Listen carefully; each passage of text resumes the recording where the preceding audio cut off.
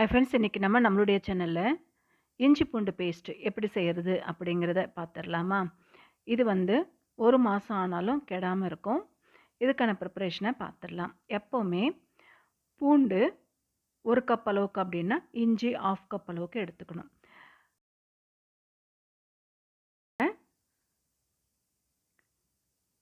இப்போ நம்ம 4 பூண்டு எடுத்திருக்கேன், இஞ்சி எடுத்திருக்கேன். இதை நம்ம உரித்து எடுத்துக்கலாம்.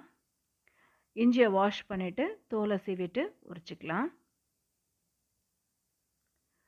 1 கப் அளவுக்கு பூண்டுன்னா 1/2 கப் அளவுக்கு இஞ்சி. இதுதான் கரெக்டான ரேஷியோ. அதே மாதிரி தான் நான் எடுத்திருக்கேன்.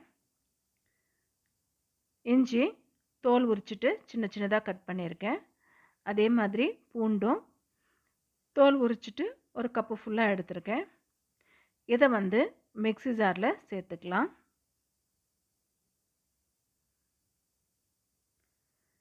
மிக்ஸி ஜாரில் சேர்த்துட்டு அரைச்சிக்கலாம்.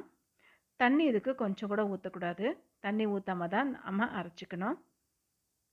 இஞ்சி சேர்த்துக்கலாம். அடுத்து பூண்டையும் இதில் சேர்த்துக்கலாம். சால்ட்டு சேர்த்துக்கிறேன். கொஞ்சம் ஆயிலும் நான் சேர்த்துக்கிறேன். ஆயில் சேர்த்தா ட்ரை ஆகாமல் இருக்கும். அதே மாதிரி நம்ம சால்ட்டு சேர்க்கும் பொழுது கெடாமல் இருக்கும். அதுக்காக தான் நம்ம சேர்க்குறோம். இப்போது அரைச்சி எடுத்துகிட்டு வந்துடலாம்.